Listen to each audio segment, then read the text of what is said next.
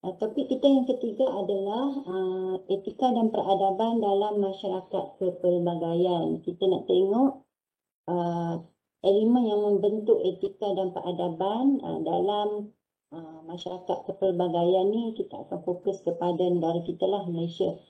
Okay? Di negara kita, Malaysia, sebagaimana yang kita tahu, Malaysia adalah sebuah negara yang mempunyai masyarakat yang pelbagai. Masyarakat yang berbilang etnik, disebut sebagai masyarakat majmuk. Okey, jadi kita akan tengoklah apakah elemen-elemen yang membentuk etika dan peradaban dalam masyarakat kepelbagaian. Hasil pembelajaran dan objektif pada hari ini adalah yang pertama untuk menjelaskan proses pembentukan etika dan peradaban dalam masyarakat kepelbagaian, dan yang kedua menganalisis impak etika dan peradaban dalam masyarakat kepelbagaian.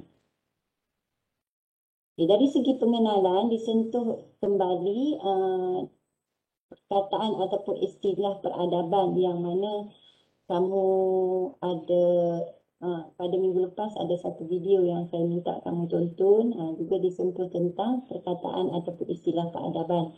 Sebagaimana yang kita tahu, istilah peradaban ni berasal daripada perkataan dalam bahasa Arab, iaitu adab, yang digunakan.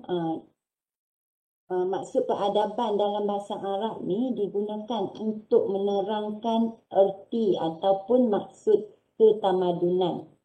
Okay. Dalam istilah lain, peradaban ni kalau dalam bahasa Melayu pun kita ada perkataan peradaban tu kan, kata pinjaman lah daripada bahasa Arab.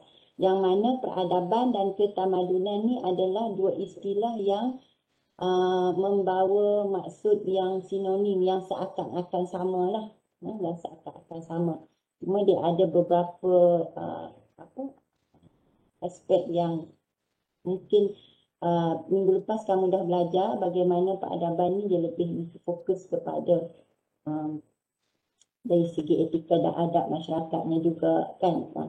Jadi tetapi secara umumnya peradaban dan ketamadunan ini adalah dua istilah yang sinonim ataupun membawa maksud yang lebih kurang sama.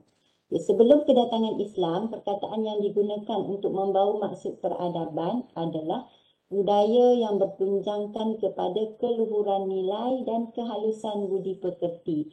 Jadi kalau kita tengok dekat sini, sebelum kedatangan Islam, perkataan peradaban ni adalah merujuk kepada budaya yang bertunjangkan kepada keluhuran nilai dan kehalusan budi pekerti. Maksudnya dekat sini, peradaban ni juga dia adalah berkait dengan etika dan adab. Adab kesopanan, etika, moral. Jadi budaya-budaya yang ada dalam masyarakat itu adalah bertunjangkan kepada etika dan adab yang ditunjukkan oleh ahli masyarakat tersebut. Okay, setelah istilah Melayu yang biasa digunakan untuk menjelaskan tentang peningkatan hidup masyarakat ini adalah kemajuan dan pembangunan. Tetapi istilah tersebut tidaklah begitu meluas berbanding tamadun.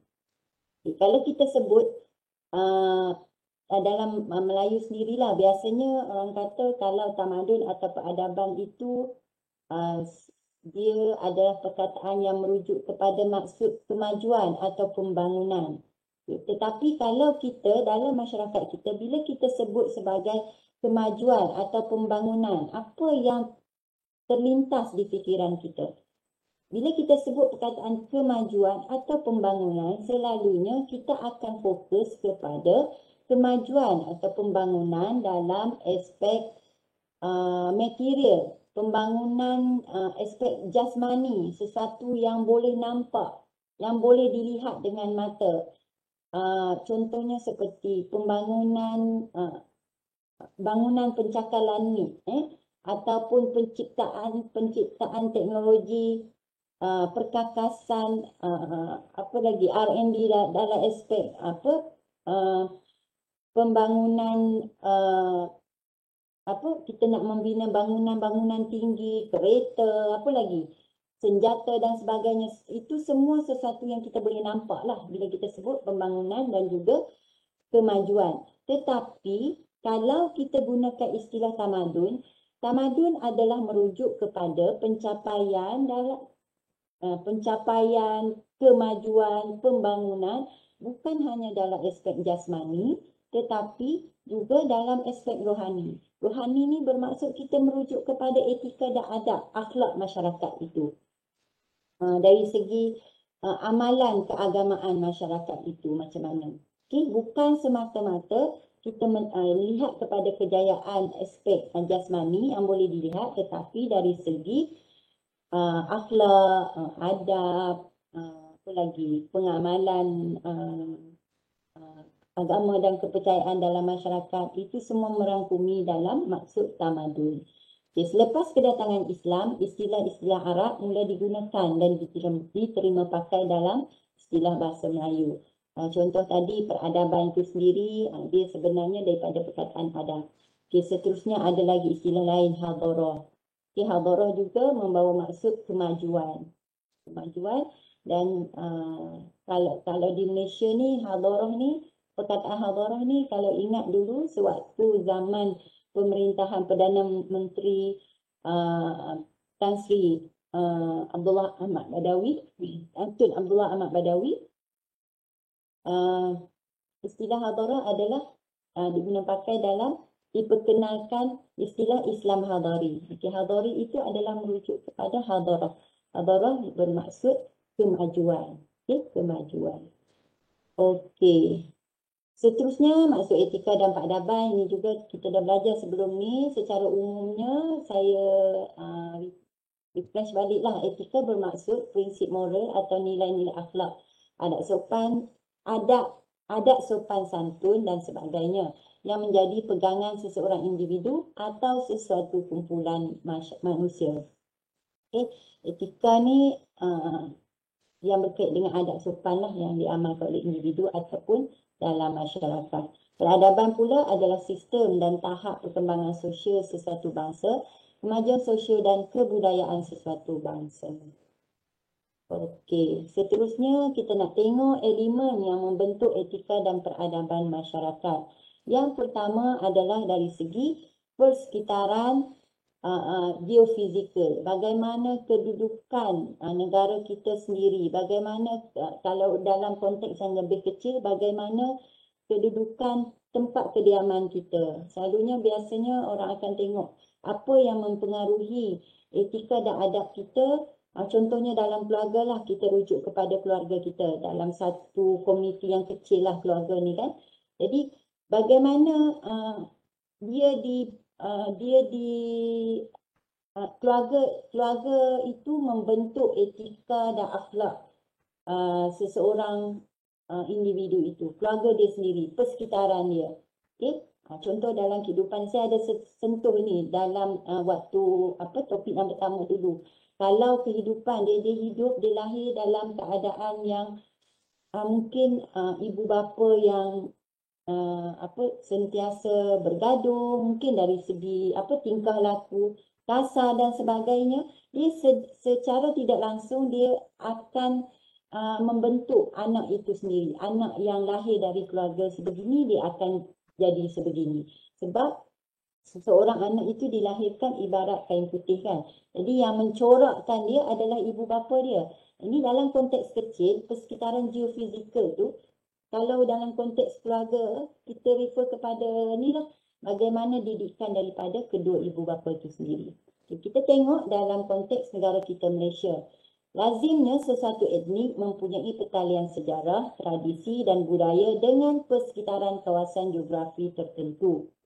Geofizikal Tanah Melayu, sebuah semenanjung yang dikelilingi oleh Laut Cina Selatan dan Selat Melaka sebagai laluan tempat pertemuan dan pergaulan dua peradaban besar dunia iaitu China dan India melalui kegiatan perdagangan.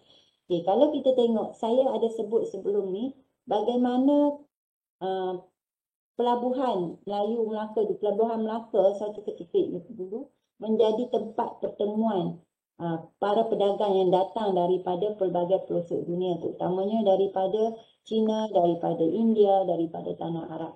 Dan melalui kegiatan perdagangan yang ada pada waktu itu menyebabkan kebudayaan majmuk yang wujud pada hari ini sebenarnya hasil daripada percampuran ataupun migrasi yang pertembungan budaya yang berlaku pada waktu itulah. Okey. Jadi pedagang ni datang ke Melaka pada waktu itu disebabkan tanah Melayu kaya dengan sumber dan produk pertanian. Jadi hasil pertanian ini menjadi asas dagangan dengan pedagang-pedagang yang datang daripada peradaban lain. Jadi mereka datang ke alam Melayu pada waktu itu untuk mendapatkan hasil pertanian. Okay? Jadi peradaban Malaysia yang ada pada hari ini adalah penyulaman peradaban majmuk dunia melalui difusi budaya.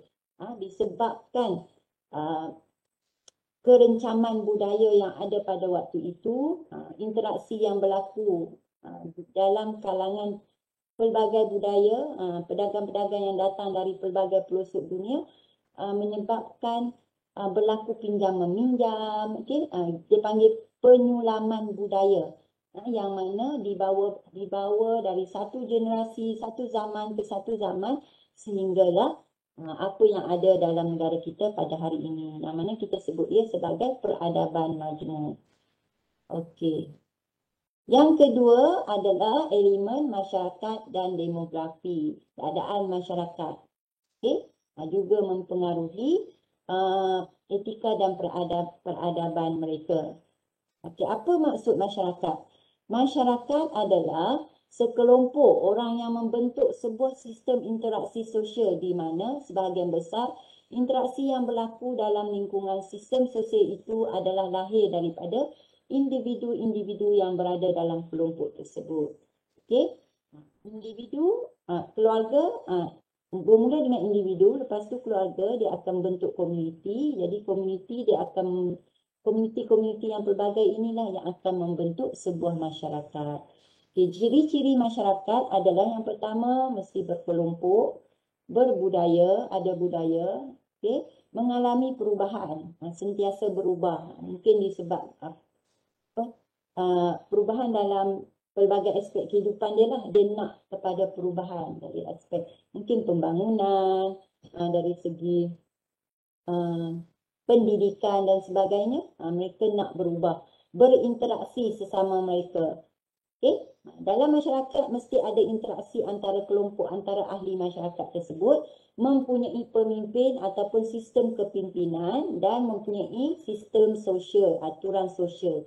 Dalam masyarakat itulah untuk mentadbir masyarakat, barulah kita namakan ia sebagai sebuah masyarakat. Kalau dalam masyarakat tu tak ada ketua, tak ada pemimpin, dia tak lengkaplah ciri-cirinya. Okay? Sebab tu kalau pergi ke mana-mana, kalau kita nak buat apa-apa dalam kelompok yang ramai ni, kita kena lantik seorang ketua ataupun seorang pemimpin.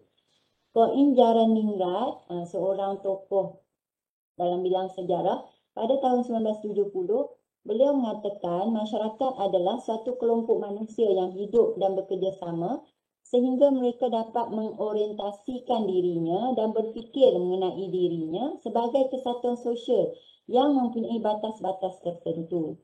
Okey, menurut ahli pakar sejarah ni, tokoh sejarah, beliau mengatakan kelompok masyarakat ni adalah satu kelompok manusia yang hidup bekerjasama dan mereka berfikir bahawa walaupun mereka dalam masyarakat mereka percaya bahawa setiap individu dalam masyarakat itu mempunyai peranan masing-masing. Kita jangan, contohlah dalam kumpulan kecil, contohnya saya bagi tugasan pada kamu lah kan, kamu kena buat tugasan berkumpulan. Jadi setiap ahli kumpulan itu mesti merasakan bahawa dia patut berperanan untuk menghasilkan satu tugasan yang berkualiti. Jangan rasa rendah diri, jangan rasa aku ni tak ada tak macam orang lain, tak boleh bagi peranan ke apa, tapi setiap daripada ahli kumpulan itu mesti merasakan dia adalah penting dalam kumpulan untuk membentuk satu kumpulan yang sukses lah, yang berjaya.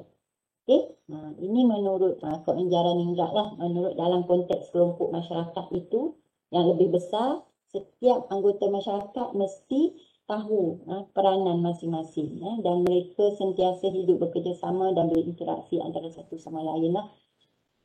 Okey, definisi masyarakat dalam konteks Malaysia, masyarakat plural. Malaysia kita sebut sebagai masyarakat plural yang terdiri daripada pelbagai bangsa yang membentuk satu kependudukan dari hidup sebagai komuniti yang terasing, yang berasingan di tanah Melayu terdapat 3 etnik utama iaitu Melayu, Cina dan India, Bugis Semenanjung, dan kita ada Bumi Putra, Sabah dan Sarawak. Sabah, Kadaran Dusun, Bajau, Bugis dan lain-lain. Kalau di Sarawak kita ada Iban, Melanau, orang Ulu dan banyak lagi lah sub etnik ataupun kaum-kaum lain. Yang mana mereka ini bukan saja terpisah kerana adat, makanan, pakaian tetapi juga dari segi pekerjaan dan tempat tinggal. Okey? Jadi masyarakat plural ini adalah masyarakat yang hidup, pelbagai bangsa yang hidup dalam satu kawasan dan membentuk, kalau di negara kita ni kita sebut sebagai satu kependudukan yang kita namakan sebagai Malaysia. Okey? Kewujudan masyarakat plural adalah sejajar dengan penjajah yang datang ke tanah Melayu pada waktu dulu dengan membawa masuk semua kaum tersebut untuk memenuhi peluang pekerjaan di tanah Melayu. Menurut J.S. Furnival, masyarakat plural adalah percampuran antara satu sama lain tetapi tidak bersatu. Mereka hidup berdekatan tetapi tidak terpisah dengan sistem politik yang sama, serta masing-masing berpegang kepada kebudayaan, agama, bahasa dan pemikiran yang sama. Okey, sebagaimana masyarakat Malaysia sekarang lah, kita ada pelbagai budaya, kita ada pelbagai agama, kepercayaan masing-masing, tetapi kita masih boleh hidup bercampur, berinteraksi antara satu sama lain. Kita masih berpegang kepada budaya dan agama dan kepercayaan kita lah. Okey. Okey, Malaysia ini merujuk kepada Malaysia dari kemajmukan ke kepelbagaian. Istilah masyarakat majmuk digunakan untuk merujuk kepada masyarakat pelbagai di tanah Melayu selepas kehadiran penjajah yang membawa masuk pedagang dari China dan India untuk kepentingan ekonomi. Itu istilah masyarakat majmuk. Okey, budaya majmuk di tanah Melayu pula adalah merupakan hasil pertemuan dan pertembungan budaya besar dunia yang melahirkan fenomena sosial di alam Melayu. Ini budaya majmuk tadi yang kita sebut sewaktu zaman keagungan Kerajaan Melayu Melaka dulu telah datang budaya-budaya dari luar kan, daripada peradaban luar, dan dia membentuk satu budaya majmuk. Yang mana budaya majmuk ini ataupun kita namakan ia sebagai peradaban majmuk. Kalau kita tengok perbezaan antara peradaban majmuk dengan budaya masyarakat majmuk ni adalah, kalau ke atas saya tuliskan istilah yang digunakan untuk merujuk kepada masyarakat pelbagai yang wujud di tanah Melayu selepas kedatangan penjajah, yang mana penjajah pada waktu itu telah membawa masuk pekerja-pekerja secara paksaan, ada secara paksaan dibawa masuk buru-buru paksa kan ke tanah Melayu pada waktu itu untuk melakukan aktiviti ekonomi, yang mana pada waktu itu penjajah telah melaksanakan dasar pecah dan perintah. Okey, kat situ kita nampak dia punya bagaimana pekerja-pekerja ini dibawa masuk secara paksaan. Jadi kalau sewaktu zaman Kesultanan Melayu Melaka dulu, pedagang-pedagang dari pelbagai peradaban yang datang, daripada pelbagai pelosok dunia yang datang, terutamanya daripada India, daripada China, daripada tanah Arab, semua yang datang ke alam Melayu, ke Melaka pada waktu itu bukan secara paksaan. Mereka datang secara sukarela. Mereka datang memang untuk berdagang, memang untuk memperolehi hasil pertanian bagi penduduk di Melaka pada waktu itulah. Jadi peradaban majmuk ni kalau kita tengok ia adalah bercirikan semula jadi tanpa paksaan dan fleksibel. Okey, peradaban majmuk kita rujuk kepada budaya ataupun peradaban yang wujud sejak zaman pada waktu Kesultanan Melayu Melaka dulu. Masyarakat majmuk pula lebih berentitikan ataupun bercirikan kepada paksaan dan juga perbezaan. Ini selepas penjajah masuk ke alam Melayu. Okey, wujudnya dasar pecah dan perintah. Itu menyebabkan berlaku pengasingan antara etnik, saling curiga mencurigai.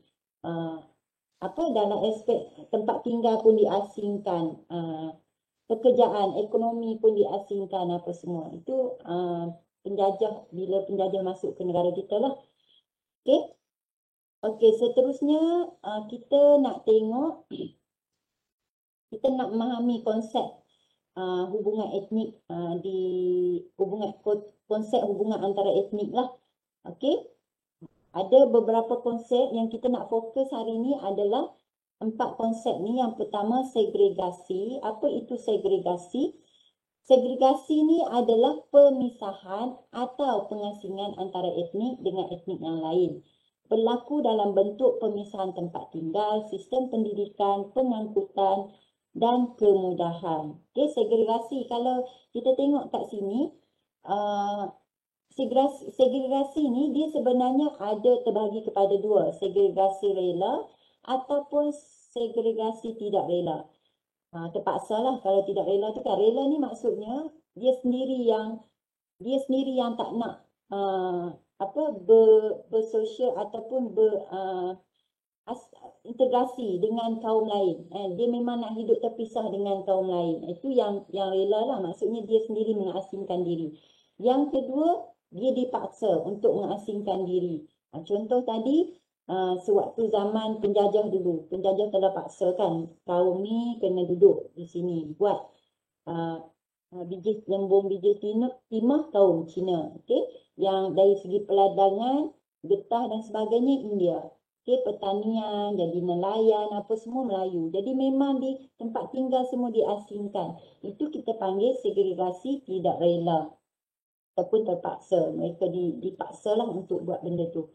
Jadi disebabkan itu wujud pengasingan dan pemisahan antara kaum ni lah. Itu kita sebut sebagai segregasi.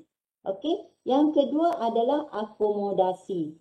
Akomodasi ni maksudnya dia adalah konsep penerimaan terhadap norma dan nilai etnik lain tanpa menggugat budaya masing-masing.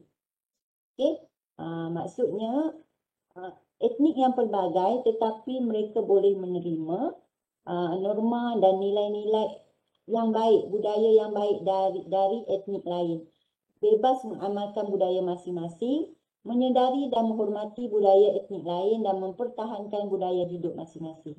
Ini sebagaimana yang wujud masyarakat pelbagai ataupun masyarakat majmuk yang ada di negara kita sekarang lah.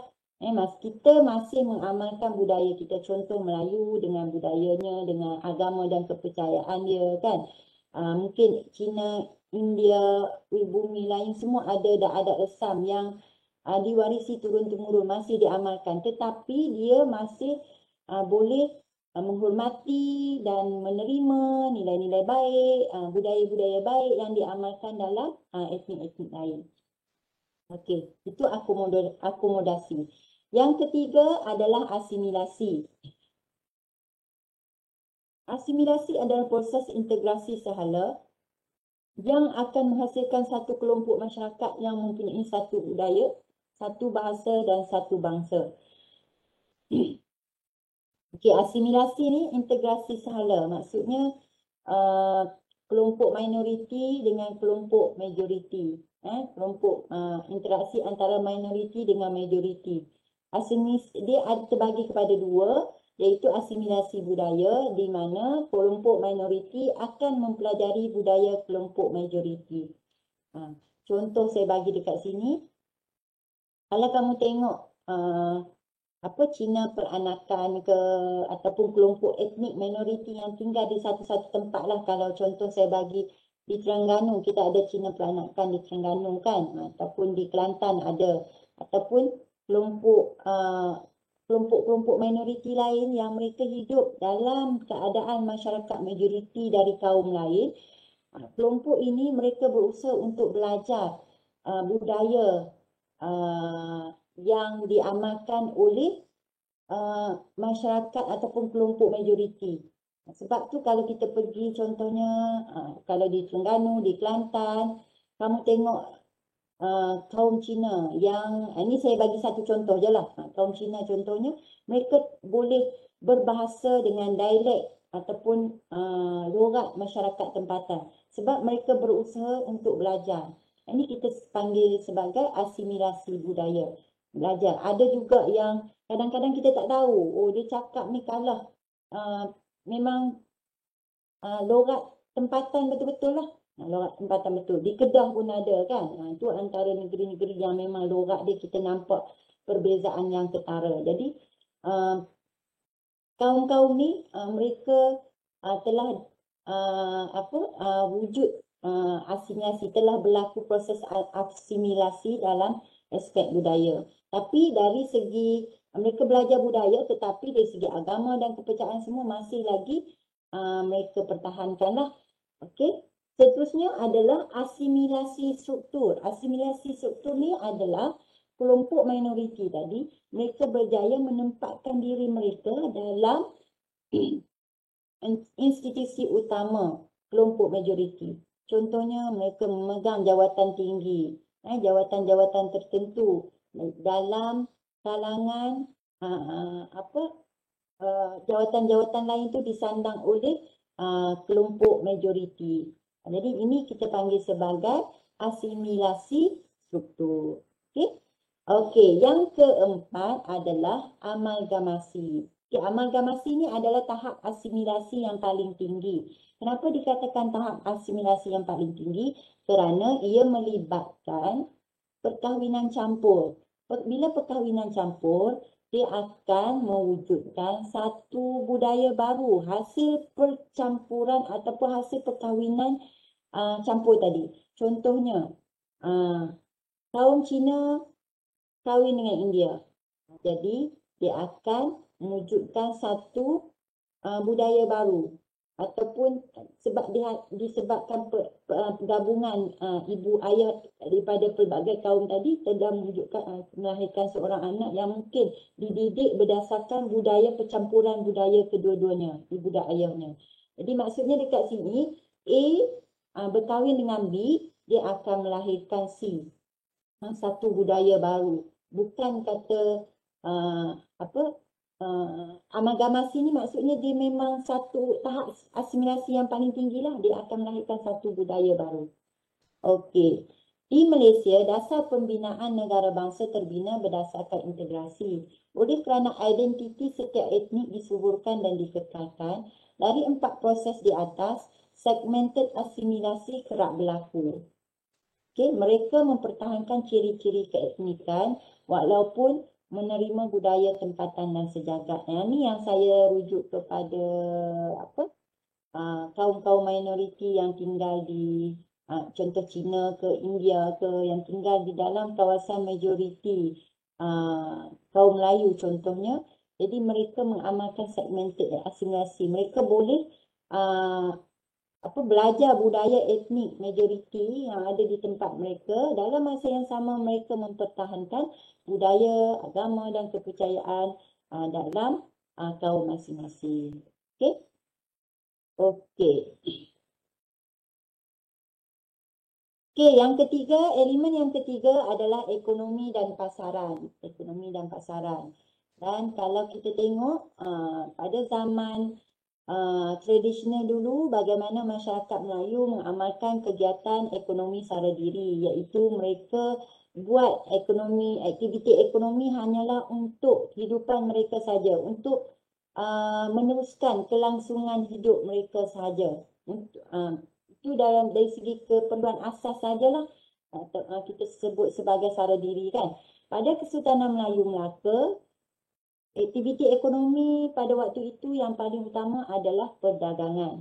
Disebabkan masyarakat Melayu pada waktu itu kaya dengan hasil-hasil pertanian. Jadi dan Melaka juga merupakan kedudukan strategik dari segi pelabuhan dia yang strategik kan, jadi dia menjadi tumpuan. Jadi perdagangan tu adalah aktiviti utama lah dalam keadaan kehidupan masyarakat pada waktu itu. Pada era kolonial, British dilihat terus menguasai kegiatan ekonomi negeri-negeri di tanah Melayu dengan pembukaan lumbung biji timah dan ladang getah serta kemasukan tenaga buruh besar-besaran dari China dan India. Yang mana pada waktu penjajah datang, mereka telah menguasai ekonomi, kegiatan ekonomi negeri-negeri di tanah Melayu. Selepas kedatangan penjajah, kerajaan telah menjalankan strategi untuk penyusunan semula masyarakat. Sewaktu penjajah datang, mereka mengamalkan prinsip dasar mengamalkan dasar pecah dan perintah yang tadi, yang mana setiap masyarakat tu dikenali berdasarkan maksudnya dipisahkanlah dari segi identiti ekonomi dia, tempat tinggal dia, pendidikan, apa semua dia dipisahkan. Tetapi setelah Malaysia mencapai kemerdekaan, kerajaan telah berusaha, pemimpin-pemimpin terdahulu telah berusaha untuk membuang identiti tadi yang telah diperkenalkan oleh penjajah tadilah. Kerajaan berusaha untuk menyatu padukan masyarakat pada waktu itu. Sebab kita sebuah negara Malaysia tadi yang saya sebut tadi, kita mempunyai masyarakat pelbagai etnik, pelbagai kaum, agama. Jadi kalau kita masih hidup dalam keadaan terasing, masing-masing masih lagi ada perasaan curiga, mencurigai, tak faham dari segi tak ada wujud interaksi antara masyarakat, antara kaum, dia tidak akan mewujudkan satu penyatu paduan, satu kesatuan dalam masyarakat. Jadi kerajaan cuba menghapuskan semua benda ni. Antara usaha yang paling kita nampaklah antara yang dilaksanakan adalah dasar ekonomi baru yang diperkenalkan oleh Tun Abdul Razak dari tahun 1970 hingga 1990. DEB ni dia berpegang pada prinsip bahawa ketidakseimbangan ekonomi perlu diperbaiki untuk mengelakkan ketegangan dan konflik antara etnik dan seterusnya mengukuhkan perpaduan dalam masyarakat di Malaysia. Kalau ini tidak dari segi perbezaan ekonomi ni dia tidak diatasi, jadi dia akan mewujudkan konflik di kalangan masyarakat yang pelbagai etnik tadi. Antara objektif DEB adalah yang pertama untuk membasmi kemiskinan tanpa mengira kaum, yang kedua untuk menyusun semula masyarakat tanpa mengira fungsi ekonomi. Nak menyusun baliklah. Dalam proses untuk mewujudkan kesatuan dalam masyarakat ini berlaku antara sejarah konflik yang berlaku dalam negara kita adalah peristiwa 13 Mei kan. Kalau kita tengok konflik antara etnik yang begitu meruncing yang akhirnya tercetusnya peristiwa 13 Mei. Sebab tu kita nak menghapuskan perbezaan-perbezaan ini dari segi perbezaan ekonomi tadi, apa yang telah diperkenalkan penjajah, dasar pecah dan perintah, apa semua tu kan. Pengasingan dari segi tempat tinggal, dari segi pendidikan, tak ada interaksi di kalangan kaum apa semua. Semuanya ini akan menyebabkan perpecahan berlaku dalam masyarakat kita. Jadi banyak lagi lah usaha-usaha yang dilakukan oleh kerajaan sampailah apa yang kita ada pada hari ini sebenarnya hasil daripada usaha yang telah dilakukan oleh tokoh-tokoh dalam masyarakat kita satu waktu dahulu. Okey, seterusnya dari segi falsafah dan pemikiran. Falsafah dan pemikiran masyarakat juga membentuk etika dan adab yang ada dalam diri mereka. Dalam individu tu kita tengok falsafah ni dia ada dua. Dia ada falsafah tradisional dan falsafah ataupun pemikiran moden. Kalau dalam aspek tradisional, falsafah tradisional ni berpandangan bahawa matlamat telah pun ditentukan dan ditetapkan. Manusia Manakala manusia hanya diberi ruang untuk memilih cara bagaimana untuk mengecapi matlamat tersebut. Okay, ini dari segi falsafah tradisional, pandangan ataupun pemikiran tradisional mengatakan bahawa falsafah matlamat hidup kita ni dah ditentukan. Kita sebagai manusia ni hanya diberi ruang untuk memilih cara bagaimana untuk mencapai matlamat tersebut. Okay.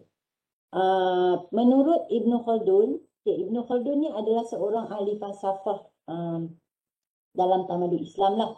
Dia berpendapat bahawa ilmu dalam kehidupan manusia ni, ilmu itu perlu diintegrasikan, perlu digabungkan antara ilmu agama dengan ilmu alat. Ilmu alat itu adalah ilmu moden lah, ilmu-ilmu yang kita yang akan kita nak mencapai sesuatu dalam kehidupan kita. Contohnya dia kata menuntut ilmu agama, logik, falsafah, matematik dan bahasa Arab, maksudnya perlu ada integrasi antara ilmu-ilmu ini. Ilmu agama tak boleh dipisahkan dengan ilmu-ilmu contoh nak belajar jadi kedoktoran ke dalam bidang sains apa semua. Maksudnya agama tu tak boleh dipisahkan lah. Ini menurut Ibn Khaldun.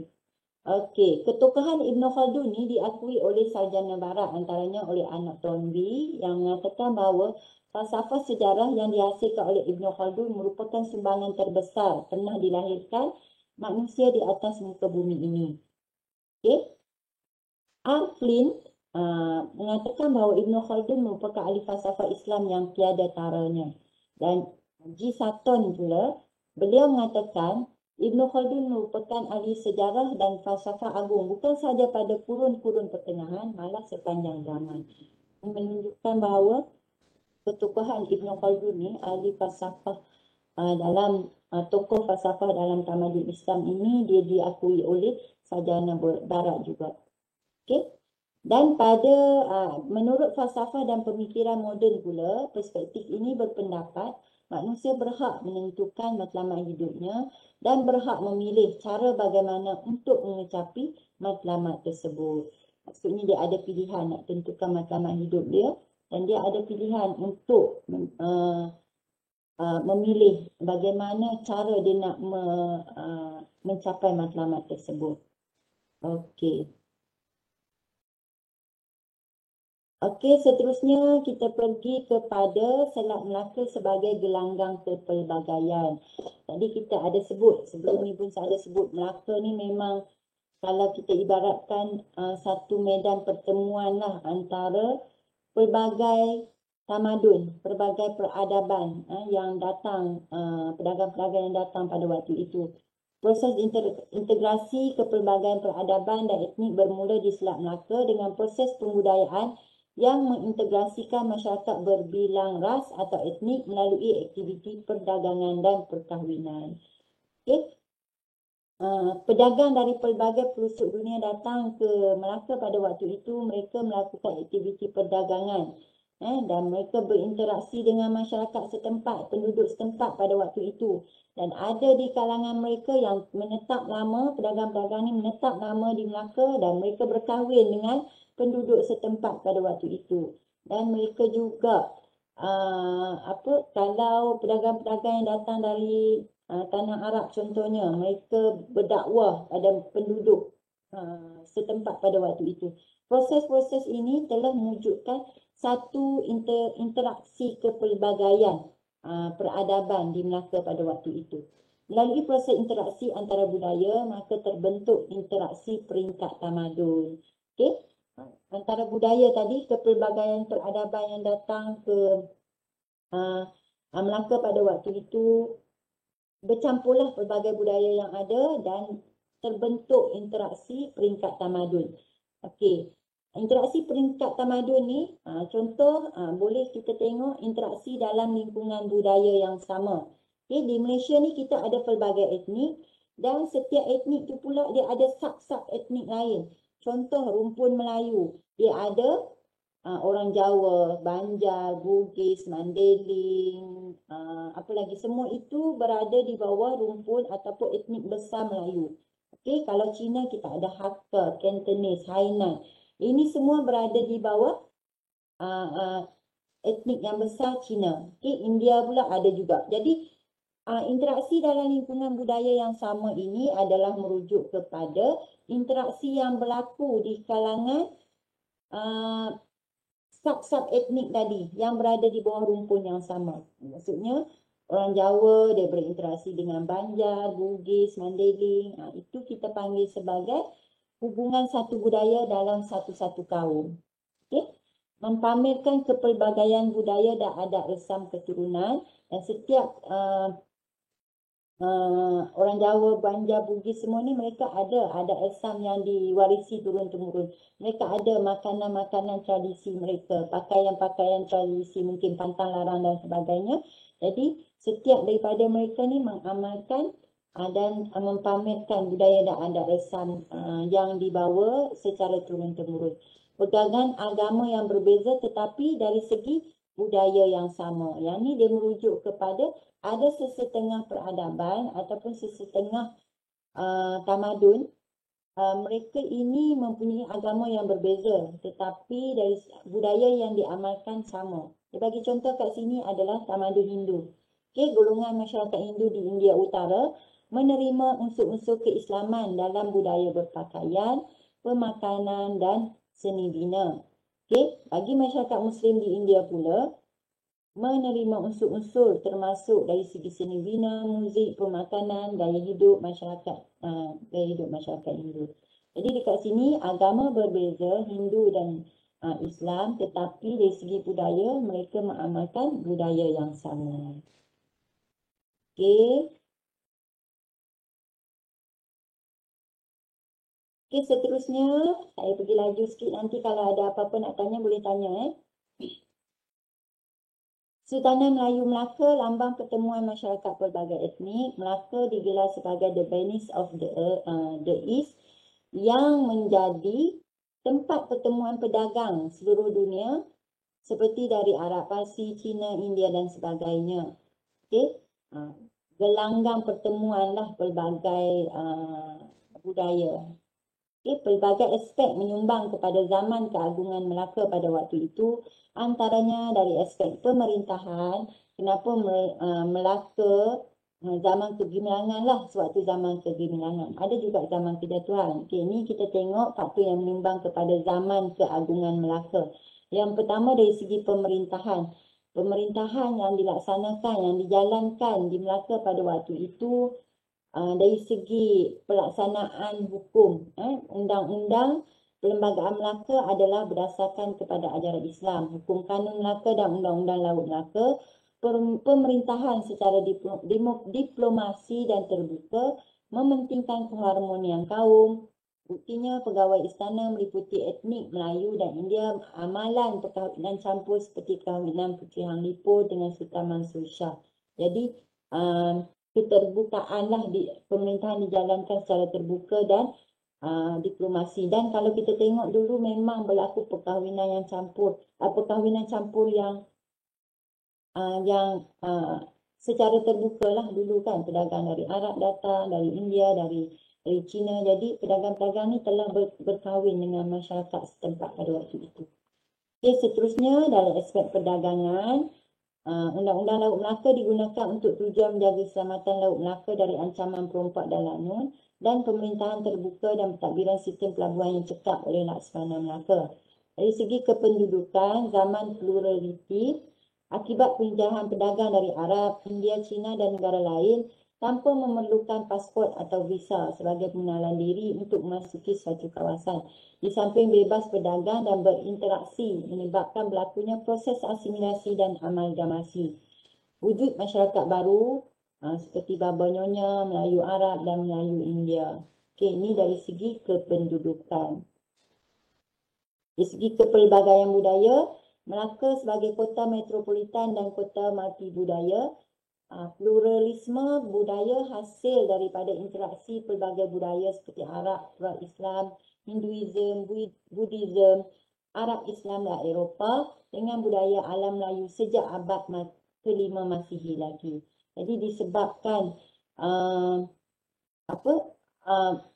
empat aspek ni dan ada pelbagai aspek lain lah yang menyebabkan Melaka terkenal lah pada waktu itu. Okey, aspek yang menyumbang kepada zaman keagungan Melaka pada waktu itu. Okey, dari segi amat terbuka lah dari segi budaya, campuran budaya, perkahwinan campur, berlaku proses amalgamasi. Amalgamasi tadi proses interaksi yang paling tinggi kan, sebab dia berlaku perkahwinan campur itu akan mewujudkan satu kelompok ataupun budaya baru. Okey. Pembentukan masyarakat majmuk era kolonialisme. Kedatangan British ke alam Melayu berlandaskan serampang tiga mata, iaitu keagamaan, kekayaan dan kemegahan. Ini yang kita telah maklumlah apa tujuan utama British datang ke alam Melayu. Pemisahan antara agama dan sains berlaku di Eropah pada abad ke-15, yang mana pada waktu ini bermula dengan pemisahan agama dengan sains, tetapi dia telah berjangkit dengan fahaman yang dibawa oleh Inggeris juga oleh Barat yang kita namakan sebagai sekularisme. Sekularisme ni adalah satu fahaman yang memisahkan agama dari kehidupan. Agama suku, kehidupan suku. Maksudnya dalam kita nak hidup di dunia ini perlu kita pisahkan dengan agama. Kita nak berekonomi dari segi apa sajalah, ekonomi, pendidikan, apa semua kena pisahkan daripada agama. Ini yang kita namakan dia sebagai sekularisme. Okay? Agama dianggap sebagai penyumbang perselisihan pendapat dalam manusia, pergaduhan dan peperangan. Memang telah menjadi satu pegangan lah, atau telah dipasakkan bahawa agama ini bukan sahaja agama Islam, semua agama dikatakan sebagai punca kepada pergaduhan. Sebab itu mereka berpendapat bahawa agama itu perlu dipisahkan daripada kehidupan. Walaupun sebenarnya agama ini adalah satu yang boleh menyatu padukan masyarakat. Sains pula dianggap sebagai bersifat sarwa jagat, menyatukan manusia dengan fahaman yang sama dan hidup aman damai. Ini fahaman Barat lah. Dasar pemisahan agama dengan negara diteruskan oleh British di tanah Melayu dengan British menguasai pentadbiran negara. Sebab tu sewaktu British memerintah negara, hal ehwal agama diserahkan kepada Sultan. Sultan menjaga urusan-urusan agama. Yang mentadbir urusan agama dan adat istiadat Melayu lah. Yang dari segi sistem pentadbiran negara, pemerintahan apa semua, dia telah dikuasai oleh gubernur-gubernur Inggeris pada waktu itu, residen dan sebagainya. Mereka yang mentadbirlah pada waktu itu. Pertembungan antara Islam sebagai agama dan para pengikutnya dengan negara kolonial sekular. Berlaku pertembungan lah. Okay, berlaku pertembungan antara penganut-penganut Islam, okay, yang mana pada waktu itu British telah ataupun Barat telah memperkenalkan fahaman sekularisme. Jadi berlaku pertembungan lah dalam konteks permodenan Barat. Okey. Okey, seterusnya yang terakhir saya rasa warisan dan pendigitalan sejagat. Era globalisasi sekarang lah. Teknologi maklumat dan media digital yang dikuasai oleh Barat adalah satu cabaran besar pada seluruh peradaban manusia dalam mempengaruhi nilai dan etika masyarakat kepelbagaian. Aspek media, sama ada media elektronik atau media cetak, mainkan peranan penting secara langsung atau tidak langsung dalam proses membina kesepaduan antara etnik melalui peresapan ke dalam amalan dan gaya hidup masyarakat Malaysia. Disebabkan era globalisasi sekarang, kepesatan teknologi maklumat yang berlaku, ada sesetengah masyarakat kita yang tak dapat membezakan apa yang mereka tengok di media itu, melalui internet, apa yang mereka dapat, dia tak dapat bezakan itu baik ataupun buruk. Ini yang kita kuatiri, ia dapat mempengaruhi etika dan adab masyarakat di negara kita lah. Okey. Gaya hidup, amalan dan gaya hidup masyarakat kita. Budaya barat telah mempengaruhi perkembangan teknologi dan komunikasi dan menyerap masuk dalam kehidupan peradaban bukan barat melalui bentuk penjajahan pemikiran dan budaya. Yang negara kita tidak dijajah dah sekarang secara fizikal. Tetapi yang kita risaukan adalah penjajahan dari segi mental ataupun penjajahan pemikiran. Ini kita risau. Kita terikut-ikut budaya barat, budaya-budaya yang tidak elok lah. Bukan kata semua budaya dari barat itu tidak elok. Kita kena membezakan, kita kena membezakan. Jangan semua kita terlampau nak ikut sampai kita membelakangkan apa yang disuruh dalam agama kita. Dalam setiap agama ada nilai-nilai baik kita kan. Sudah tentu agama menjadi pegangan, patutnya menjadi pegangan yang kuat lah. Jangan sampai semua yang kita tengok di media sosial, kita pun terikut-ikut. Yang baik tak apa. Sekarang ni kita cuba budayakan, kita cuba viralkan sesuatu yang baik. Kita cuba viralkan, kita cuba budayakan di media sosial sesuatu yang baik supaya ia menjadi ikutan oleh semua. Okey? Terutamanya sekarang ni bagi pelajar-pelajar Muslim lah, yang Islam terutamanya di bulan Ramadan ni mungkin boleh budayakan sesuatu, jadikan satu budaya amalan-amalan yang baik. Yang mana amalan di bulan Ramadan ini, kalau kita sentiasa jadikan ia sebagai satu amalan, satu budaya, dia akan kita bawa-bawa sampai ke bulan-bulan lain lah. Okay? Impak media digital ke atas etika dan peradaban dapat dilihat melalui peningkatan jaringan komunikasi, mendekatkan manusia dari seluruh dunia, meningkatkan taraf hidup dan membuka ruang kepada perkongsian ilmu tanpa sempadan. Okay? Ada aspek-aspek yang boleh kita disebabkan era globalisasi ini, pendigitalan sejagat ini, kita boleh manfaatkan benda-benda yang positif. Okay? Cuma yang negatif tu harap kita dapat ketepikan lah, sebab tu penting etika dan adab yang kukuh dalam kehidupan kita. Amalan agama yang kukuh, kepercayaan yang kukuh. Dalam agama masing-masing kita perlu berpegang kepada ajaran agama kita dan kita jadikan ia sebagai benteng kepada diri kita, benteng untuk mempertahankan etika dan adab yang baiklah dalam diri kita. Sebab ada seseorang yang individu tu dia asal daripada keluarga yang baik, berasal daripada mungkin didikan dari sekolah yang baik apa semua, tetapi disebabkan terpengaruh dengan budaya-budaya yang tak elok dalam media sosial, dalam internet dan sebagainya, dia boleh menjadi seorang yang tidak baik. Itu yang kita risau. Jadi masing-masing kita cuba kuatkan pegangan kita supaya etika dan adab kita tak terpengaruh, tak terpengaruh dengan budaya-budaya yang tidak elok.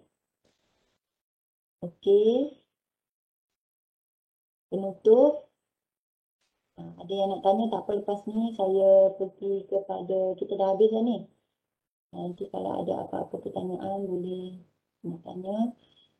Okey, secara umumnya peradaban adalah sejumlah pencapaian dan pembangunan dalam segala perlakuan, pemikiran dan kemajuan tinggi, baik, halus dan sopan ke arah pembentukan pribadi dan komuniti yang memiliki personaliti, tata susila dan budi pekerti yang terpuji untuk membentuk sebuah masyarakat atau negara bangsa. Okey, peradaban bukan hanya kita nak nilai, mungkin bagi pandangan barat dia hanya menilai peradaban kemajuan dari aspek kebendaan, satu yang boleh kita nampak lah, yang boleh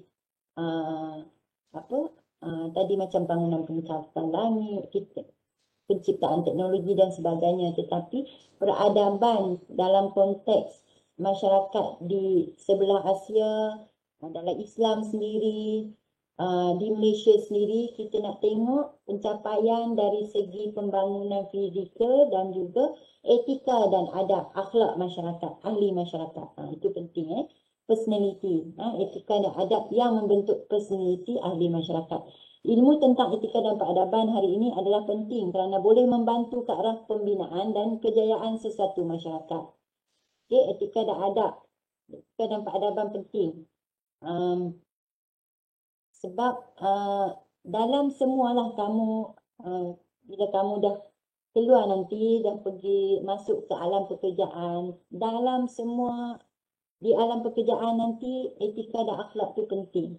Sebab tu kita perlu kuatkan pegangan kita, kuatkan dari segi hukuman, dari segi etika, akhlak kita apa semua supaya kita dapat menjadi seorang insan yang akan membantu negara kita mencapai kejayaan. Okay? Pengajaran daripada kitaran sejarah masyarakat patut dijadikan iktibar agar generasi muda tidak leka dengan keamanan dan kemewahan yang dikecapi. Okay? Mengetahui persoalan-persoalan dasar berkaitan etika dan peradaban juga membuka ruang kepada seluruh manusia untuk berinteraksi secara positif ke arah kehidupan yang lebih baik, lebih saksama. Bila kita belajar, kita tahu budaya dalam kaum masing-masing, kita belajar etika dan adab apa semua ni, jadi kita berusaha untuk menghormati, saling ada rasa membuang perasaan curiga, mencurigai supaya kita dapat hidup dalam keadaan harmoni. Pendedahan terhadap mengenali latar belakang etika dan peradaban masing-masing pula boleh memupuk rasa persefahaman antara satu sama lain. Okay, bila kita belajar budaya tentang peradaban kaum lain, jadi kita akan ada ilmu lah, ada ilmu untuk kita masing-masing berusaha untuk memupuk persefahaman antara kaum yang ada di negara kita. Sebab kita tak naklah apa berlaku perbalahan antara kaum, sebab dia akan bukan hanya akan menjadikan negara kita, dia tak akan membantu negara kita untuk mencapai sebuah negara yang mempunyai peradaban yang tinggi lah, kalau masyarakat dia masih saling bertelingkah antara kaum, bertelingkah tuduh-menuduh, curiga, mencurigai. Itu yang kita tak nak. Yang kita nak menunjukkan satu persefahaman, menunjukkan satu masyarakat yang bersatu padu di negara ini.